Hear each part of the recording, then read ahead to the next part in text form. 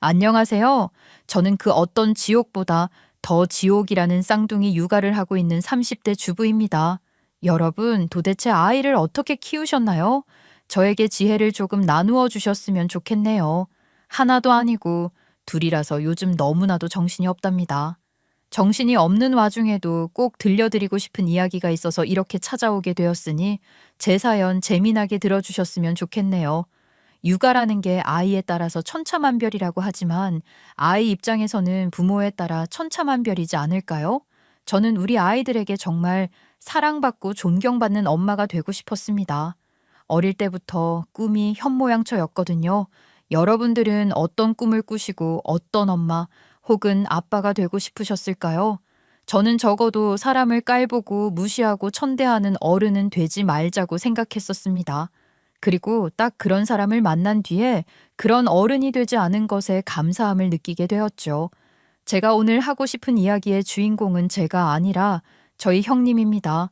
얼마나 기가 막힌 일들이 생겼을지 지금부터 쭉 들어주시면 감사하겠습니다. 모든 사람들이 그렇긴 하겠지만 저는 유난히 공부하는 게 싫었어요. 진득하니 엉덩이 붙이고 앉아서 몇 시간씩 문제집을 푸는 친구들을 보면 신기하기까지 했어요. 어떻게 저렇게 공부를 할 수 있지? 하는 생각이 절로 들었습니다. 저는 어릴 때부터 공부보다는 다른 것에 관심이 많았어요. 요리를 하는 게 취미였거든요. 라면을 하나 끓여도 저만의 레시피를 찾기 위해서 이것저것 만들어 보고 노력하는 타입이었습니다. 정말 요리는 너무너무 재미있었어요. 그래서 저는 요리 쪽으로 공부를 하고 싶었고 대학에 가고 싶다는 생각을 해본 적이 없었습니다. 물론 요리에 관련된 학과를 나온다면 좋겠지만 제가 공부에 취미가 없었잖아요. 거기다가 요리라는 건 실력으로 승부하는 거지 머리로 승부를 하는 게 아니니까요. 저는 일찌감치 대학을 포기하고 자격증을 따서 요리를 해야겠다고 생각을 했습니다. 하지만 저희 아버지 아주 강력하게 안 된다고 하시더라고요. 세상에 부모님이 무섭지 않은 자식이 어디 있겠어요? 저는 결국 부모님의 등살에 밀려서 공부를 할 수밖에 없었어요. 하지만 흥미도 없고 성적도 늘 밑바닥이었어요. 공부를 그냥 딱 한마디로 지지리도 못했습니다. 아빠, 나 정말 공부 못하겠어요. 이번에 수능 본거 같이 좀 해봤는데, 밑바닥도 이런 밑바닥이 있나 싶다고요. 동그라미보다 빗금이 더 많다니까? 그냥 나 하고 싶은 일도 명확하겠다. 그냥 요리 공부하게 해달라니까요. 이놈아, 네가 요리에 쏟아부은 정성의 반만 공부에 쏟아부었으면 말이야. 서울대를 갔어, 서울대. 네가 돌머리라서 그런 게 아니라 진득하니 안 하니까 그런 거지. 아니야, 아빠. 나 아무리 생각해도 돌머리 맞아요. 아니, 방금 공부한 내용을 뒤돌면 까먹어버리는데, 돌머리지, 그게. 네가 재미없다고 생각을 하고 안 하려고 하니까 머리에 안 들어와서 그런 거라니까. 사람이 말이야 집중해서 딱 해야겠다고 마음을 먹고 하면 못할 게 어딨어. 나는 우리 딸 믿는다. 우리 딸 안에 잠재되어 있는 그런 능력이 있을 거라고. 아빠, 아니라니까요. 그냥 포기하시는 게 빠를 것 같은데. 아무래도 제가 가진 잠재력은요, 요리 실력에 몰빵된 것 같아요. 그러니까 제발 대학 타령 좀 그만하시면 안 돼요? 안 돼. 절대 안 돼. 네가 만약에 대학을 안 가고 요리를 하겠다고 하면 지원 일절 안 해줄 거다. 요즘은 요리사들도 죄다 난다긴다 하는 대학 나오는 법이야. 제가 무슨 유명 셰프를 꿈꾸는 것도 아니고 즐겁게 하고 싶은 거 하면서 밥 벌어먹고 살겠다는데 대학이 뭐가 중요하냐고요. 얼씨구, 요리사가 서울대 나왔다고 생각해봐라. 맛보지 않아도 벌써 맛있게 느껴지지 않니? 그냥 너는 아빠가 시키는 대로 해. 아버지께서는 대학에 목숨을 건 사람처럼 꼭 수능 공부를 해야 한다고 했고 저는 머리채 잡힌 채로 재수를 했어요. 재수의 결과는 어디 말도 안 되는 지방대에 붙었죠. 부모님께서는 여자 혼자 자취를 하는 건 안 될 일이라고 하셨고 결국 저는 삼수를 했습니다. 수능 공부를 3년이나 하다니 그래도 안 되면 포기하겠다는 말을 뱉고는 세 번째 수능을 받고 결국 집에서 조금 떨어져 있는 수도권에 있는 학교에 붙게 되었죠. 그렇게 저는 대학에 입학을 했지만 제밥에 관심이 더 많았던지라 학교 수업을 제대로 듣지 않았어요. 성인이 되고 나니까 할 수 있는 게 너무 많더라고요. 그동안에도 성인의 신분이긴 했지만 공부한다고 누리지 못했던 즐거움을 다 누렸죠. 저는 대학에 다니면서 남자친구가 생겼고 남자친구가 운동을 했던 친구라서 식단을 무척이나 신경 썼었어요. 그래서 제 솜씨를 발휘했죠. 매일같이 도시락을 싸들고 체육관에 가서 데이트를 했고 틈만 나면 수업을 땡땡이 치고 놀러 다녔어요. 전 몰랐어요. 대학은 수업을 듣지 않아 F를 줄줄이 맞게 되면 학사 경고도 받고 퇴학도 당할 수 있다는 걸 말이죠. 성적 관리를 전혀 하지 않은 저는 대학을 졸업하지 못했습니다. 학사 경고가 줄줄이 뜨면서 자퇴를 했거든요. 그렇게 대학을 나오지 못한 저는 부모님께서도 두 손 두 발 다 드셨고 열심히 도시락을 싸들고 다니면서 남자친구 뒷바라지를 하다가 뻥 차였습니다. 그게 제 나이 24살이었어요. 첫 사랑이었으니 아픔도 그만큼 컸죠. 한 1년 정도를 허송세월 보내다가 요리하는 게 그렇게 좋으면 본격적으로 공부를 해보라는 엄마의 말에 그때부터는 요리 학원도 다니고 혼자 집에서 요리를 만들어 보면서 실력을 키워갔습니다. 저는 조리사 자격증을 딸 수 있었죠. 워낙 좋아하는 일이라서 그런 건지 어렵지 않더라고요. 조리사 자격증이 있다고 해서 유명한 레스토랑에서 일을 할 수 있었던 것은 아니었습니다. 그런 자리는 들어가기 어렵더라고요. 이래서 공부를 잘 해야 한다고 한 건지 뭔지 아무튼 저는 나름 동네에서는 핫플레이스로 소문난 식당에 취직을 해서 요리를 했고요. 이 가게 저 가게 옮겨 다니면서 경력을 쌓다가 29살에 결혼을 했습니다. 남편은 저보다 3살 연상의 남자였는데 소개팅으로 만나서 인연이 닿아 결혼까지 하게 되었어요. 남편은 평범한 회사원이었고 긍정적인 사람이었습니다. 하지만 제가 결정적으로 결혼을 결심하게 된 것은 남편이 아니라 시어머니 때문이었어요. 첫 만남부터 포스가 좔좔 넘치던 시어머니께서는 엄청나게 너그럽고 인자하신 분이셨거든요. 당연히 제가 초보라 실수도 많고 어르신들의 요구를 잘 못 알아들을 때가 많았는데 시어머니께서는 저에게 한 번도 타박의 말을 하신 적 없으셨어요. 늘 저에게 잘한다, 잘한다 해주셨죠. 그럴 만한 이유도 있었고요. 무슨 이유냐고요? 남편에게는 형이 하나 있었어요. 저에게는 아주버님이시죠. 아주버님께서는 남편과 달리 엄청난 인재였대요. 저보다는 7살이 많으셨는데 대기업에 다니고 계셨죠. 그것도 컴퓨터 쪽을 전공하셔서 대기업 내에서도 고연봉자로 일을 하고 계신다고 들었어요. 아주버님은 저희가 결혼하기 1년 전에 결혼을 하셨는데 형님은 무려 의사셨습니다. 대한민국에 난다긴다 하는 직업이 많긴 하지만 그래도 어디 의사에 비빌 직업이 많기야 하겠습니까? 아주버님과는 대학을 다니던 시절부터 연애를 했고 둘이 아주 명문대 동문이라고 하시더라고요. 형님께서는 대학병원에서 일을 하는 의사라서 너무 바빠서 얼굴도 자주 뵙기 힘든 분이셨어요. 그러니까 시어머니 입장에서는 예쁜 며느리가 아니었죠. 아유, 내가 네 앞에서 흉을 보는 것 같아서 조금 그렇긴 한데 자주 보고 부딪혀야 정도 생기고 마음도 가고 그런 거 아니겠니? 우리 첫째 며느리는 내가 얼굴 좀 보자고 하면 일단 아니요 부터 시작을 한다니까. 아니 대한민국의 환자는 지 혼자서 보는 거냐고. 아휴, 내가 이번에도 말이다. 다 같이 모여서 그 좀 식사나 함께 하자고 했더니 뭐라는 줄 아니? 형님이 뭐라고 하셨는데요? 바빠서 못 오신대요? 그냥 그렇게 말했으면 내가 이렇게 열받지도 않지. 말도 어쩌면 그렇게 싸가지가 없게 하는지. 어머님, 제가 어디 집에서 놀고 먹는 주부인가요? 의사잖아요. 동서랑 같이 식사하세요. 이러더라. 아니 내가 무슨 지가 의사인 걸 몰라서 그런다니. 주말에도 일을 해야 하면 도대체 언제 쉰다고? 막말로 쉬는 날이 언제인지 말을 해주면 날짜라도 맞출 거 아니야. 아니 너도 말이다. 너한테는 형님인데 친해지면 서로 좋은 거 아니겠어? 아, 그렇죠. 저도 아직 형님이 너무 어색해요. 게다가 형님이랑 저랑 나이 차이가 있다 보니까 좀 어렵기도 하고요. 그 봐라 그 봐라. 동서지간에 잘 지내고 고부지간에 갈등이 없으면 집안이 조용한 법인데 어찌 지 혼자 잘났다고 저러는지 모르겠단 말이야. 시어머니께서는 그동안 형님에게 쌓인 것이 많았는지 저에게 줄줄이 털어놓기 시작하셨어요. 솔직히 제가 봐도 형님이 조금 못난 구석이 있긴 있거든요. 형님이 잘난 거야 모르는 사람이 어디 있겠어요?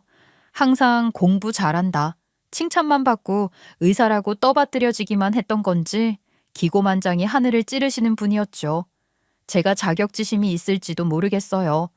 저는 결혼을 하면서부터 늘 원했던 현모양처가 되고 싶은 마음에 일을 그만두고 집에서 살림만 했거든요. 처음에는 너무 좋았어요.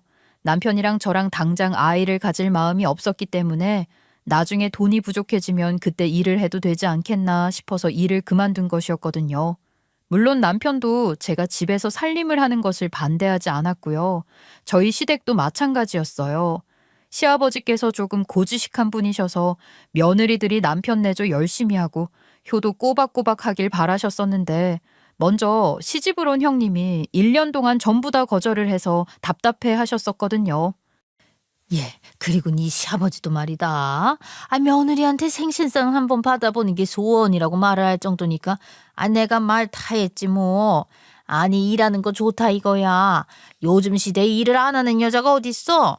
다들 하나같이 일하면서 자기 능력치도 쌓고 그러는 거지. 그런데 해도 너무하잖니. 아무리 말단 의사라고 일이 많고 당직이 수두룩 빽빽하게 있다고 해도 전화 한 통 못할 일이니? 네 시아버지 생신 때 며느리가 전화는커녕 문자 메시지도 안 보냈다더라. 어머, 그 정도는 생각나면 충분히 챙길 수 있는 건데 형님이 좀 너무 하셨네요. 어머님, 이번에 아버님 생신 때는 제가 생신상 꼭 차려드릴게요. 안 그래도 기대 중인 것 같더라. 우리 둘째 아들이 네 음식 솜씨가 기가 막히다고 칭찬을 뭐 한두 번 했겠니? 너네 연애할 때만 해도 네가 싸준 도시락이 그렇게 맛있다고 집에 와서 얼마나 자랑을 했는지 몰라. 그때만 해도 내가 질투가 나서는 원. 어찌 지 어미가 해주는 밥보다 우리 둘째 며느리가 해주는 밥이 더 맛있다고 난리인데 내가 질투가 나지 않겠니? 어머님이 해주신 밥이 당연히 1등이죠. 그이가 그냥 제 점수 조금이라도 더 따게 하고 싶어서 그랬나 봐요. 우리 아들이 그럴 놈이야. 무뚝뚝해서는. 그냥 지 마누라 좋다고 하니까 그런가 보다 하는 거지. 아무튼 이번에 네 시아버지 입 아주 찢어지겠다. 생신상을 직접 차려준다고 하니까. 제가 임신을 한 것도 아니고 일을 하는 것도 아니고 하니까 그 정도는 어렵지 않은 일이었죠. 시아버지께서도 제가 집에서 남편 내조를 열심히 하고 있다는 걸 알고 계셔서 그런지 은근히 형님이랑 저랑 조금 차별을 하기도 하셨어요. 형님 몰래 용돈 쓰라고 주머니에 현금도 꽂아주시고 말이죠. 참으로 감사한 일이지 않겠습니까? 게다가 시댁 식구들이 제가 만든 음식들을 맛있게 먹어준다고 생각을 하니까 나서서 하고 싶은 마음도 들더라고요. 원래 요리를 좋아하는 사람은 다른 사람이 제 음식을 먹는 것만 봐도 배가 부른 법이라고 하잖아요. 시부모님께서도 은근히 제가 음식을 차려주길 바라셨고 저도 좋아서 하는 일이었죠. 형님, 저예요. 혹시 이번에 아버님 생신 때 또 근무를 하러 가시나요? 아버님 생신이 이번 주 금요일이던가? 나 이번 주 금요일은 오프야. 시간 맞춰서 갈게. 아니, 근데 난 좀 그렇다. 매번 돌아오는 생일인데 뭐 그렇게까지 챙겨야 하는 건지. 설마 동서한테 이번에 생일상 차려달라고 그러셨어? 맞아요. 그래서 제가 차리려고요. 형님도 시간 괜찮으면 같이 하는 건 어떨까요? 제가 귀찮은 건 다 할게요. 됐어. 왜 그런 식으로 해? 그냥 밖에서 밥 사 먹어. 동서가 한 번 하면 매년 차려달라고 할 거 아니야. 난 그런 거 싫어. 그리고 동서도 너무 착한 척 안 했으면 좋겠네.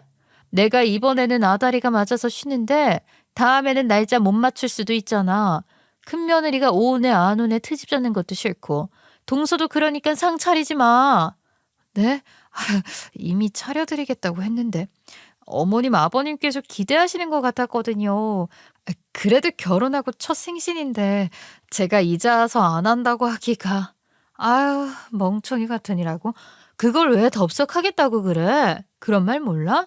시댁은 멀리 할수록 좋다. 나중에 더 귀찮은 일 생기기 전에 빨리 발표하는 게 좋을 거다. 나는 앞으로 평생 시부모님 생신상 차릴 생각 없으니까 정 동서하고 싶으면 혼자 하던가. 아니면 아예 밥에 설사약이라도 타는 건 어때? 그럼 두 번 다시는 안 시킬 것 같은데. 형님, 농담이라도 그건 좀 아닌 것 같아요. 알겠어요. 형님 말씀이 뭔지. 일찍 안 오셔도 돼요. 제가 준비할 테니까 12시까지 오세요. 끝까지 착한 척 해봐야 손해라니까. 아, 알겠어. 금요일에 봐. 그렇게 금요일이 되었고 저는 일찍부터 시댁에 재료를 바리바리 싸들고 가서 식사를 준비했습니다. 오랜만에 많은 가짓수의 반찬들을 만들려고 욕심을 냈더니 정신이 없더라고요. 원래는 12시에 맞춰서 음식을 준비하려고 했었는데 여러 가지를 준비하다 보니까 시간이 12시를 넘기고야 말았어요. 막바지로 갈비찜을 준비하고 있는데 형님이 오셨더라고요. 거실에 큰 상을 펼쳐놓고 음식을 상다리 부러지게 차려놓은 걸 보더니만 부엌에 있는 저에게 다가오셨어요. 참, 아니 내가 준비하지 말라고 했더니 일부러 시위하는 거야? 이렇게나 많이 준비해둔 건 오바다. 오바. 누가 보면 잔치하는 줄 알겠네. 이 많은 음식들을 다 어떻게 먹고 처리를 하려고 그래? 아 뭐야, 갈비찜까지 있어? 네, 형님. 제가 욕심부려서 준비를 하다 보니까 이렇게 많이 준비하게 됐네요. 형님, 앉아 계세요. 제가 마지막으로 갈비찜만 한 소끔 끓이면 될 것 같아요. 국물이 좀 쫄아들어야 맛있어서. 동서, 장난해? 동서는 이렇게 땀 뻘뻘 흘려가면서 음식 준비하고 있는데 나만 덜렁 거실에 앉아서 쉬고 있으면 시부모님이 또 뭐라고 생각하시겠냐고. 내가 무슨 꺼다 놓은 보리자루도 아니고. 동서, 생각이라는 걸 좀 하고 말을 하면 안 돼? 갑자기 저한테 핀잔을 주는데 하는 거 하나 없이 옆에서 팔짱 끼고 지켜보고 있는 거나 거실에 앉아 있는 거나 뭐가 다른 건가 싶더라고요. 그렇게 시부모님 눈치가 보여서 부엌에서 얼쩡거릴 거면 수저라도 챙겨서 가져다 놓으면 어디가 덧나는 것도 아니고 제가 그냥 별 대꾸 없이 마지막으로 갈비찜을 만드는 것에 집중을 했죠. 포슬포슬 감자도 잘 익었겠다.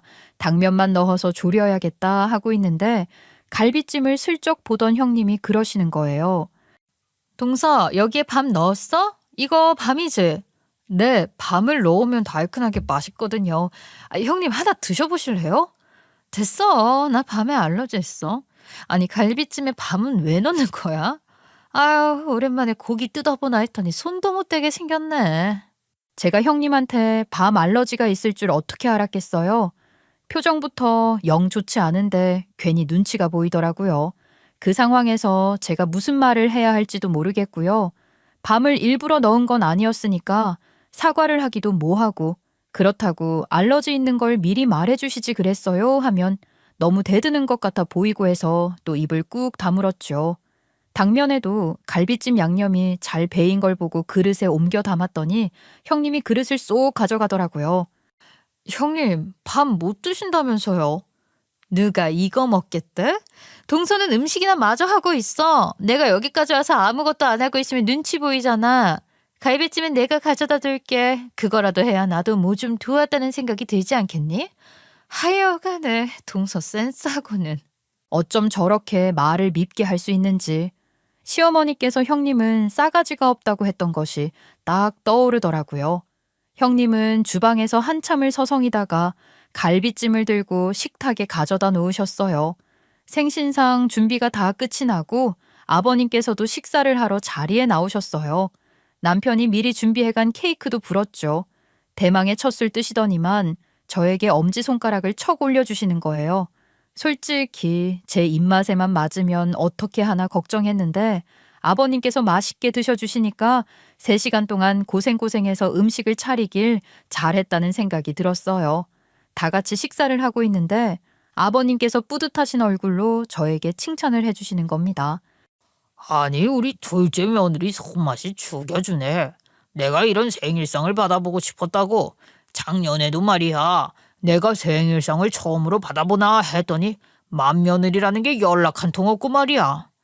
응급으로 수술을 들어가느라 그랬다고 말씀드렸잖아요, 아버님. 언제까지 이야기하실 거예요? 수술을 뭐 24시간 동안 했어? 내 생일이 하루가 꼬박 있었는데도 연락 한 통 없었던 게 누군데 그래? 아유, 아버님, 수술하고 나면 얼마나 힘든지 모르셔서 그래요. 특히 저는 정형외과라서 뼈에다가 철심도 박아야 하고 솔직히 제가 이렇게 말해봤자 못 알아들으시겠지만 저도 고생했다 이 말입니다. 말본세하고는 내가 왜 못 알아들어 못 알아듣기는. 누구는 집에서 놀아서 이렇게 생신상을 차리는 줄 알아. 집안일이 대산인데도 불구하고 내 생일이라고 이렇게 상차림을 한 상 가득 준비했잖아. 이거 하는 게 얼마나 어려운 일인데.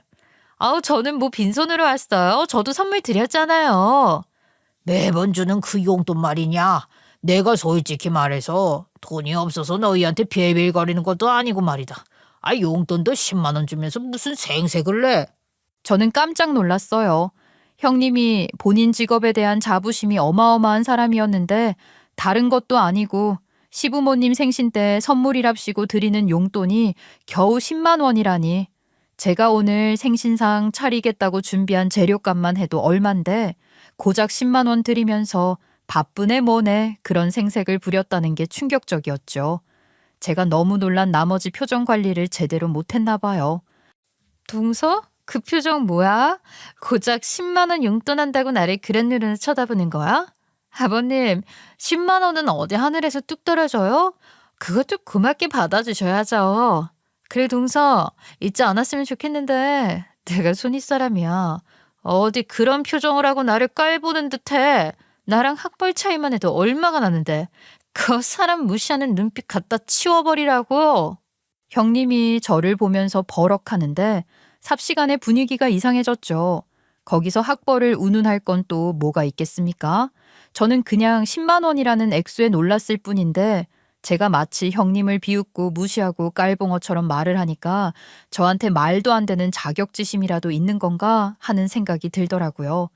솔직히 잘난 의사 형님이 저한테 자격지심을 가질 게 뭐가 있겠어요?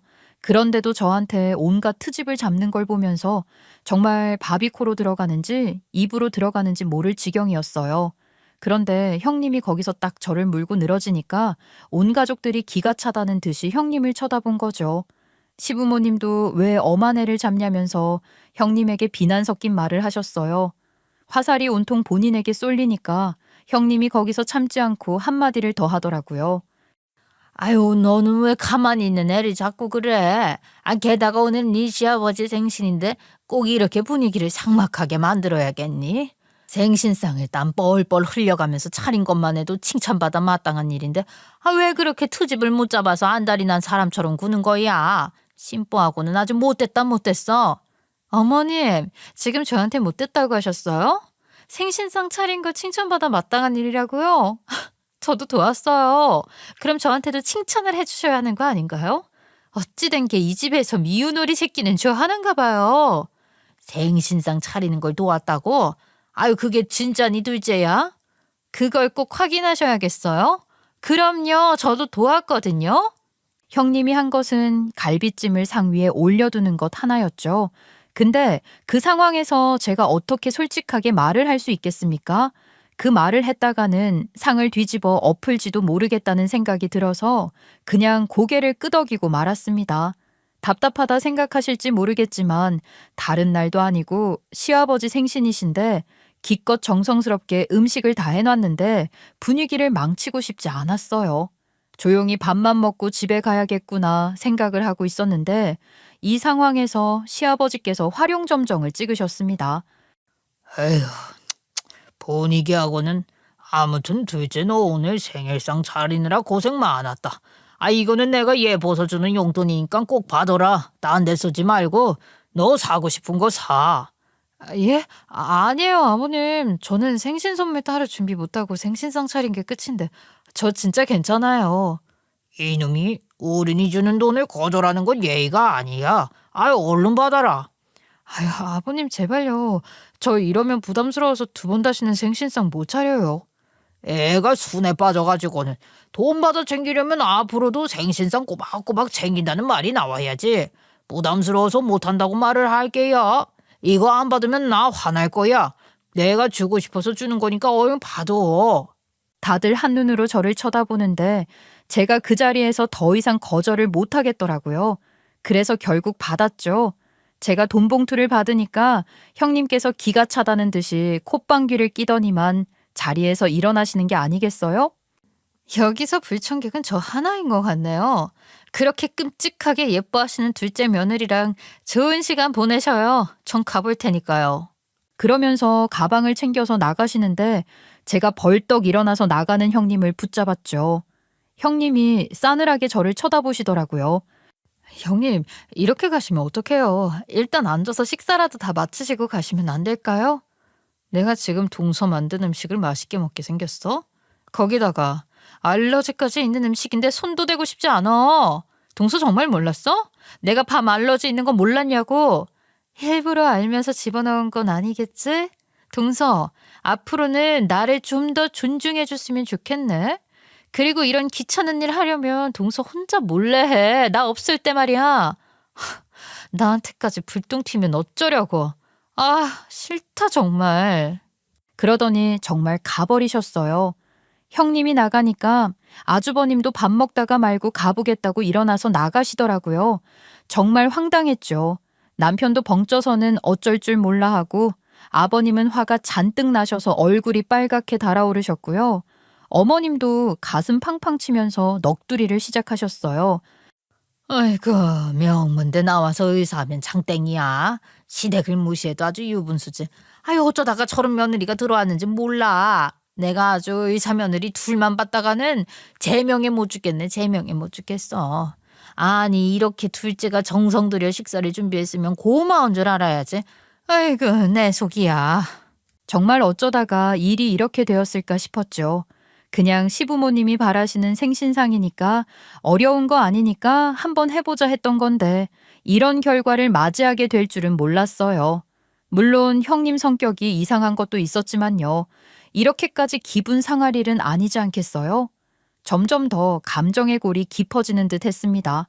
그렇게 시간이 조금 더 흐르고 저도 결혼을 한 지 2년 차, 제 나이 31살이 되었을 때 저희 가족들에게 좋은 소식이 들려오기 시작했어요. 형님이 드디어 대학병원을 그만두고 개원을 차릴 결심을 했다는 것이었죠. 아버님 생신상을 차렸던 그날 이후로 2년간의 세월이 흐르면서 형님이랑은 대면대면하게 지냈고 형님도 명절을 제외하고는 시댁에 방문을 거의 하지 않으셨어요. 생신이라든지 어버이날이라든지 그런 행사가 있을 때는 얼굴을 비추셨지만 오래 있지는 않으셨죠.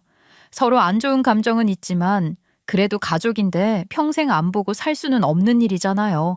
그래서 아버님 어머님 생신 때는 다 같이 모여서 외식을 했어요. 제가 그 전주에 따로 가서 몰래 생신상을 차려드리고 비밀로 해달라고 신신당부를 하곤 했었죠. 아무튼 형님이 개원을 하겠다고 준비를 시작하셨는데 문제가 조금 있었어요. 개원을 하는데 들어가는 돈이 어마어마했던 거죠.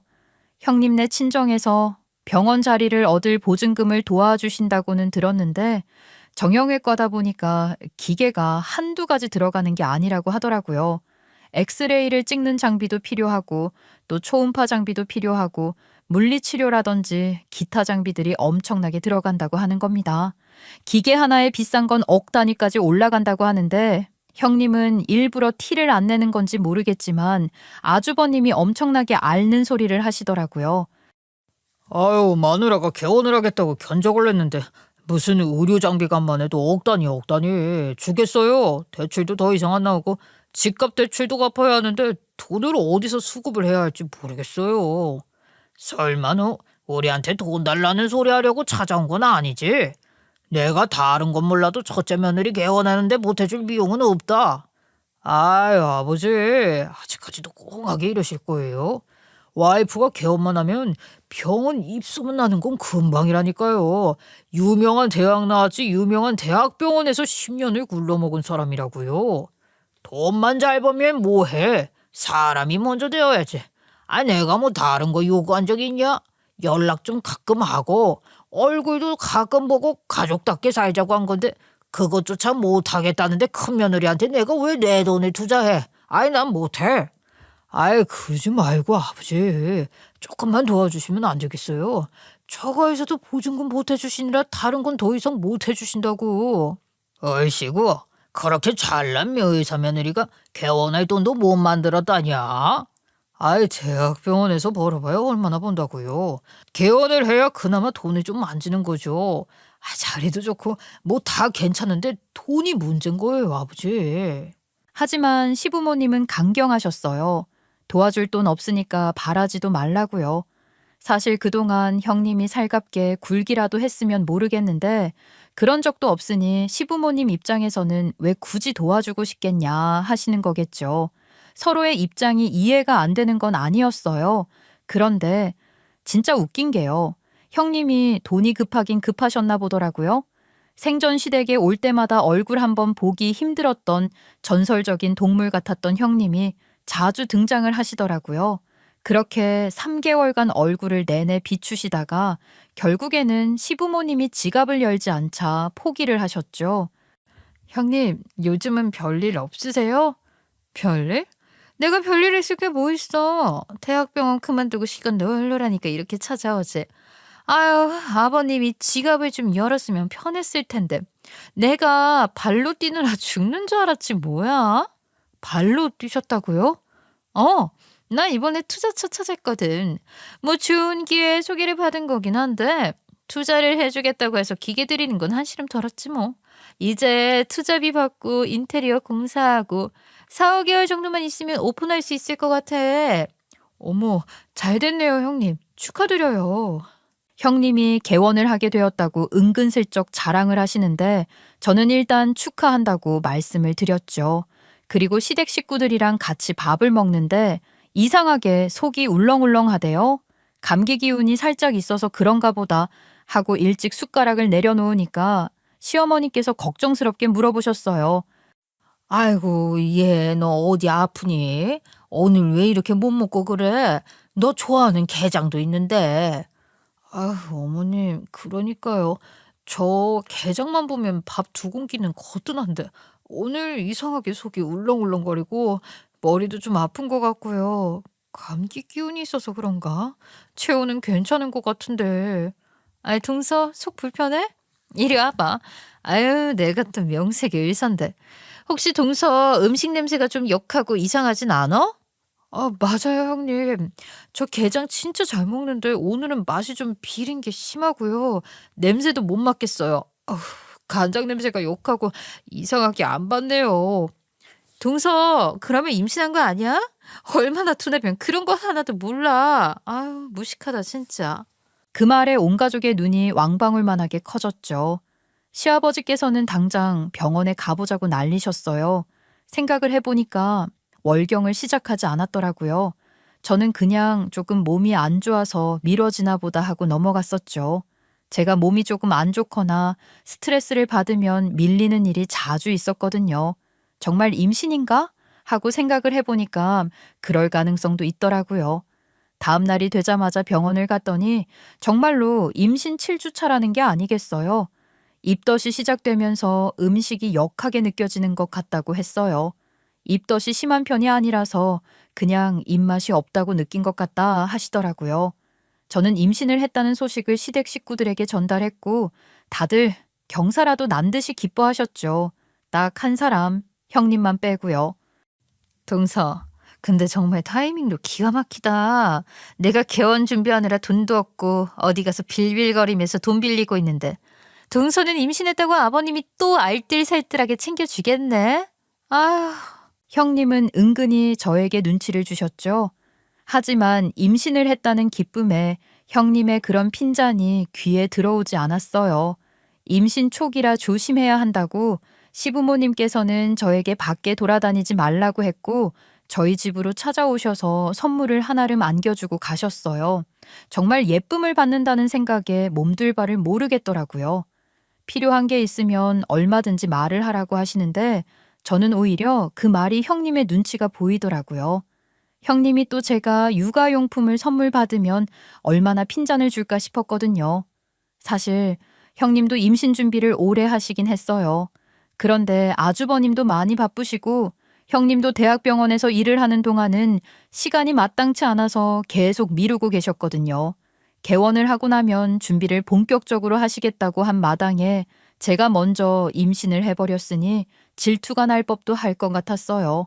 아무튼 저는 무럭무럭 아이를 잘 키워나가야겠다고 마음을 먹었는데 그 다음 주에 병원에 가서 피 검사를 하고 초음파를 보는데 아기집이 2개라는 게 아니겠어요?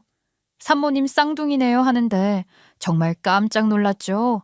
하나 키우는 것도 어렵다는데 둘을 키우게 되었으니까요. 시댁에 이 소식을 알리자 일타쌍피라며 시아버지께서 너무너무 장하다고 육아용품 사주셨던 것을 똑같이 한 세트 더 사주셨어요. 그 사실을 형님도 알게 되었죠. 저는 열심히 태교를 하는 동안 형님은 개원 준비를 했어요. 제가 임신 16주차가 되었을 때 시댁에서 다 같이 모이게 되었는데 저희 아이 성별이 나왔거든요. 시댁 식구들에게 아들 쌍둥이임을 알리자 아버님께서 거의 기절할 듯이 좋아하셨죠. 쌍둥이라서 그런지 임신 16주차인데 배가 볼록하게 나오기 시작했어요. 제가 다른 건 몰라도 과일이 무척이나 당겼어서 시어머니께서 제 옆에서 사과를 깎아주고 계셨는데 형님이 슬쩍 제 옆에 오더니만 제 배를 한번 만지시더라고요. 형님, 벌써부터 배가 볼록하게 나왔죠. 이렇게 벌써 불러오면 만삭대는 얼마나 커질지 무섭네요. 그러게, 동서가 너무 잘 먹은 거 아니야? 배가 좀 많이 나왔네. 남들 6, 7개월은 되는 줄 알겠어. 그나저나 동서도 걱정이 참 많겠다. 걱정이요? 아, 출산하는 게 무서울까 봐요? 병원에서는 제왕절개도 추천하던데. 아니, 그래서가 아니라 아들은 엄마 머리 담는다고 하잖아. 동서 삼수했는데 대학 못 갔다고 하지 않았어? 네? 아니요, 저 삼수를 하긴 했는데 대학에 입학은 했어요. 졸업을 못해서 그렇지. 아, 어쨌든 간 그러니까 동서 고졸아니야. 아유, 아들들이 똑똑해야 하는데. 동서 닮았으면 앞으로 뭐 해먹고 살아야 할지 걱정이 많겠다. 내가 아이 낳으면 머리는 참 엄청 좋을 텐데. 그렇게 말을 하면서 안쓰럽다는 듯이 배를 쓰다듬기 시작하는데 이게 뭔 소린가 싶더라고요. 형님, 지금 설마 저 대학 졸업 못한 고졸이라고 저희 아들들도 똑같이 공부 못할 거라고 벌써부터 무시하시는 거예요? 어머, 동서 내가 언제 무시를 했다고 그래. 나는 그저 동서가 고졸이니까 삼수까지 했는데 시주카들이 걱정돼서 그러는 거지. 그걸 왜 베베고 와서 들어? 저희 아들들이 공부를 잘할지 못할지는 두고 봐야 하는 거죠. 형님이 왜 속단을 하고 그러세요? 등서? 지금 발끈한 거야? 왜? 내 말이 다 맞을 것 같아서 무서워서 그래? 사실이 그렇잖아. 고졸인 동서는 집에서 살림밖에 할 거 없는데 나처럼 명문대 나와서 의사하고 있는 것도 아니고 더군다나 아들들인데 집에서 놀고 먹는 백수로 자라면 동서가 너무 힘들지 않겠어? 내가 안타까워서 하는 말이지. 다른 건 다 참고 제가 오해를 풀고 싶다 생각을 할 정도로 형님 편에 서서 생각을 한다 쳐도 아직 태어나지도 않은 제 아들들의 머리를 운운하면서 무시를 하는 건 못 참겠더라고요. 제가 입을 열려고 하는 순간 시어머니께서 갑자기 박장대소를 하기 시작하셨어요. 깔깔거리면서 웃으시는데 저는 어리둥절했죠. 지금 형님의 말에 동조를 하시는 건가 싶어서 시어머니께도 실망감이 들었는데 그 순간 어머니께서 주머니에서 뭔가를 꺼내 형님 앞에 내미셨습니다. 작은 종이길래 뭔가 했더니만 명함이더라고요. 저도 놀라서 시어머니를 쳐다봤죠. 어이시구, 예, 네가 지금 누구를 무시하니? 그 명함이나 잘 봐라 뭐라고 적혀 있는지. 어머나 세상에. 어머님이 이 명함을 어떻게 가지고 계세요? 이 명함 저희 투자처 사장님 명함인데요. 그래, 내가 그걸 왜 들고 있겠니? 혹시 어머님, 아니 아버님이 이 투자처 사장님이셨어요? 아닌데 그럴 리가 없는데. 제가 분명 대표랑 만나서 인사를 하고. 아예 무엇보다 이걸 왜 어머님이. 어머, 어머님 아는 사람이었구나. 아, 그럼 저한테 진작 좀 소개시켜 주시지. 정말 너무하신다. 서운해요. 어이구, 그러니 내가 답답하지. 이 명함 주인이 네 동서다, 동서. 우리 둘째 며느리라고. 네? 그게 무슨 소리세요? 동서가 이 명함 주인이라고요? 네 병원 개원하는데 제일 큰 도움을 준 사람이 바로 네 동서다 이 말이야. 그래놓고 지금 누가 고졸이고 누가 머리가 나빠서 백순이 뭐니 그딴 소리를 하고 자빠졌어 진짜. 형님은 믿을 수 없다는 얼굴로 저를 바라보셨어요. 저는 평생 비밀로 숨기려고 했던 사실이 시어머니의 입으로 드러나게 되어서 당혹스러웠죠. 그러니까 이게 무슨 일이냐면요. 제가 대학을 다니던 시절로 돌아가서 예전에 만나서 남자친구의 도시락을 싸주던 이야기부터 시작을 해야 합니다. 그때 저의 유일한 취미이자 장점은 도시락을 싸는 일이었어요. 워낙 정성이 들어갔기도 하고 맛도 좋아서 주변에서 레시피를 물어보는 사람들이 많았죠. 지금은 한풀 죽었지만 예전에 엄청 유행했던 개인 블로그에다가 매일매일 싼 도시락의 레시피와 사진을 공개하기 시작했습니다. 처음에는 10명도 안 되는 사람들이 보기 시작했는데 어느새 저를 구독하고 있는 사람이 10,000명이 훌쩍 넘어가게 되었죠. 당연히 출판사에서도 연락이 왔습니다. 제 레시피북으로 책을 내고 싶다는 것이었어요. 제가 블로그 닉네임을 영어 이름으로 썼었는데 제 실명 석자로 책을 내면 누가 보겠냐 싶어서 블로그 닉네임 그대로 출판을 하기로 했습니다. 학사 경고를 먹어가면서 학교를 잘려가면서 도시락을 싼 보람이 있었던 거죠. 그렇게 저는 요리책을 무려 4권이나 출간을 하게 되었어요. 그 인세를 전부 들고 있었죠. 그런데 세상이 발전하게 되면서 사람들이 점점 책을 읽지 않게 되더라고요. 저는 꾸준히 요리 레시피를 공개하고 있었는데 블로그를 이용하는 사람들도 많이 줄어들게 되었어요. 저는 그때부터 너튜브라는 곳에 컨셉을 잡고 요리 영상을 올리기 시작했습니다. 제 도시락이 인기가 많았던 이유는 남자친구에게 매일같이 싸주는 도시락이라는 컨셉이 있었기에 가능했던 것이었거든요. 물론 결혼을 한 상태였지만 철저히 제가 누군지 숨겨가면서 블로그에서 사용하던 닉네임 그래도 너튜브로 옮겨와 레시피를 공개했습니다. 물론 가정주부들이 볼만한 컨텐츠는 아니었기 때문에 여러분들은 모르실 수도 있겠어요. 보통 제 채널을 구독하시는 분들은 20대가 많거든요. 죄다 남자친구에게 이런 음식을 해주고 싶은데 좋은 레시피가 없을까요? 하고 물어보시니까 연령층이 낮다고 생각을 하고 있었죠. 젊은 사람들 사이에서 입소문이 난 건지 정확하게 밝히긴 어렵지만 구독자 수도 꽤 늘었어요. 결혼하기 전부터 쭉 이어진 채널이라 여전히 제 정체를 숨기고 결혼을 한 것도 비밀로 한 차에 남자친구에게 선물하는 도시락 느낌으로다가 채널을 유지하는 중입니다. 그런데 이게 요리 너튜브라서 그런지 음식 협찬도 꽤 쏠쏠하게 들어오고 주방용품 협찬도 들어오더라고요. 그러다 보니 살림살이에서 절약을 하게 되고 제가 집안에서 내조를 하면서 돈도 벌고 생활비도 아낄 수 있는 일석삼조의 효과를 누리게 되었죠. 당연히 시댁 식구들에게도 비밀로 했었는데 제가 쓰다 보니까 좋은 물건들도 있고 좋은 물건인데 안 쓰게 되는 주방용품도 있고 하다 보니까 양쪽 집에 하나씩 선물도 하고 그랬거든요. 제가 사치를 하는 줄 알았던 시어머니께서 저에게 잔소리를 하셨었어요. 얘, 너 쓰지도 않을 물건을 왜 그렇게 사고 그러니? 아이, 그거 다 낭비야. 우리는 이렇게 좋은 거 안 써도 된다. 그 돈 아껴서 너네 살림살이나 좀 가꾸고 그래라. 응? 어머님, 사실 이거 공짜예요, 공짜. 제가 돈 주고 산 게 아니라 공짜로 받은 건데 안 쓰니까 아까워서 어머님이랑 저희 친정엄마 가져다 드리는 거예요. 아니, 누가 이걸 공짜로 주냐? 한두 개도 아니고 매번 들고 오는 것을. 그게 사실은요, 제가 너튜브를 하고 있거든요. 시어머니께 잔소리를 듣고 싶지 않아서 솔직하게 이야기를 하게 되었어요.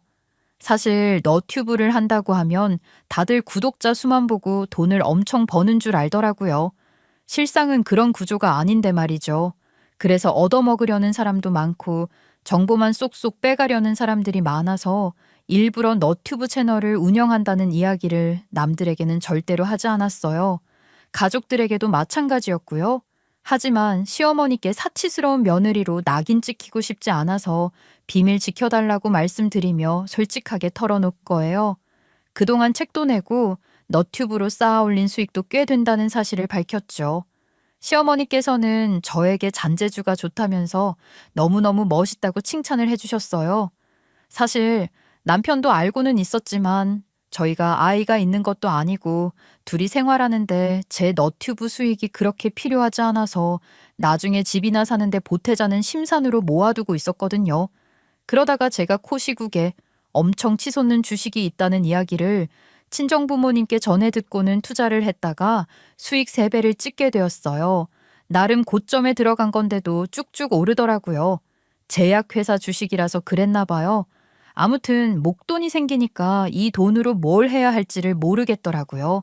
그래서 이자가 꽤 괜찮은 적금에 넣어두었었는데 때마침 만기 시기가 온 거죠. 그때쯤 형님이 개원을 한다는 소식을 들었어요. 시댁에 드나들면서 아쉬운 소리 뻑뻑 해가며 투자를 해달라고 하고 있을 때였죠. 사실 형님이 저를 좋아하지 않는다는 사실을 알고 있었으니까 저도 모른 척 하려고 했었는데 형님이 저를 무시하고 엿먹이려고 하는 짓들이 너무나도 괘씸해서 언젠가는 제가 한 번은 납작하게 코를 눌러주고 싶었거든요. 그래서 투자를 결심했습니다. 제가 돈줄을 꽉 쥐고 있다고 하면 형님이 저를 함부로 하지 못하지 않을까, 한 번쯤은 뒤통수 한번 때려보고 갑질해볼 수 있지 않을까 싶어서요. 고민 끝에 저는 차명 투자를 하기로 마음을 먹었어요. 사실 차명이라고 해봐야 저였죠. 제가 블로그에서 쓰던 닉네임을 가지고 명함 하나만 팠거든요. 그리고 역할대행업체 사람을 고용해서 연기를 해달라고 부탁을 드렸어요. 굳이 숨긴 이유는 형님에게 미리 이야기를 하면 형님이 제 앞에서 꼬리를 살랑살랑 흔들며 두 얼굴을 할 것 같았거든요.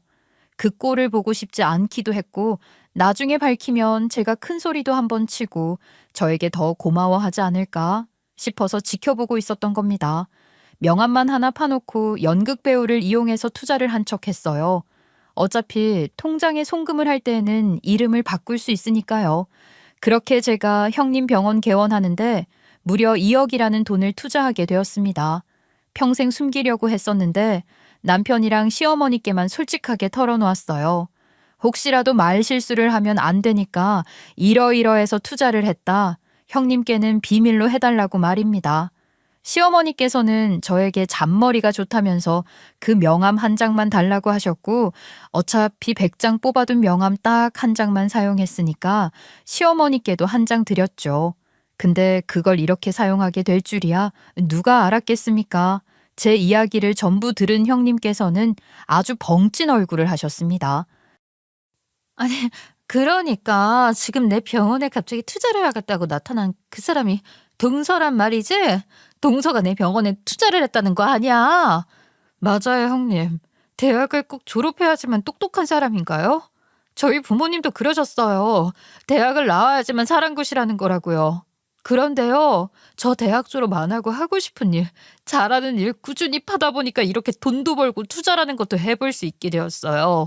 형님, 이래도 정말 저희 아들들이 저 닮아서 공부 못할 거라고, 백수로 살 거라고 장담하세요? 아니, 동서, 그게 아니라.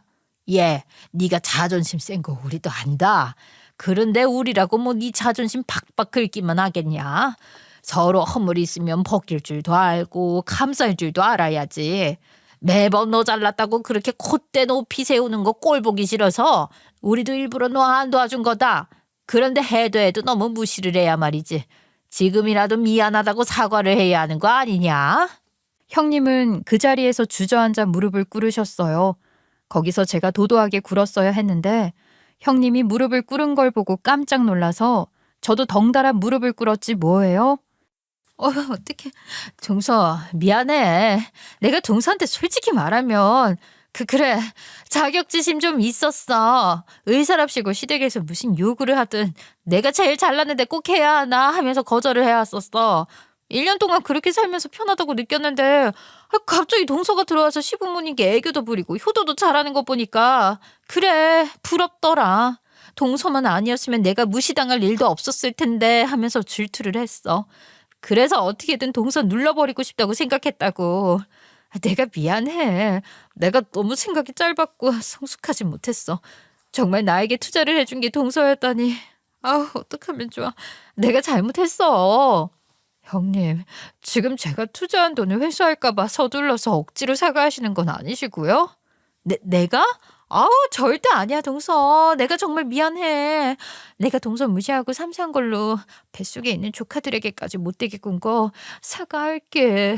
투자랑은 별개야, 별개. 진짜 별개라고요? 그럼 저 투자금 회수해도 상관없는 거죠?